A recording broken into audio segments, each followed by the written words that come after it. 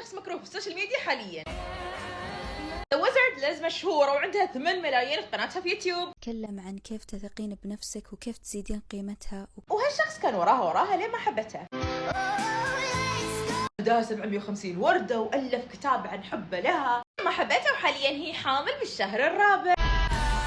ب4 أيام صوروا مقطع مع بعض وكان يقول انه بكل الرجال خونة. قعدوا يحكوا عن الخيانة مع بعض وتاني يوم خانة على طول. غبي كشف نفسه بهالمقابلة. المقابلة هي كانت حاسة انه في شيء غلط من كلامه. المهم انها يوم اكتشفت خيانته قالت له مع السلامة. I will not settle for someone that's cheating on me. اكيد انه صعب عليها خصوصا انه بيكون بينهم بيبي، بس واضح انها واعية ومستمدة قوتها من نفسها. ما بقى مني انا غير الجيران. مو بأول جميلة تنخان، قبلها الأميرة ديانا. الحين البنات يقولون ان كل الرجال خونها. بس ركزوا على كلمة بس، التعميم غلط. الزوج رزق نفس ما كل شيء بالحياة رزق، فهي يمكن على حظها زوجها تعبان. ما يخص لا شكلك ولا جمالك ولا حتى ثقافتك ولا وعيك. المهم يا بنات، الله يبعد عنكم كسرة القلب والأزواج الخاينين.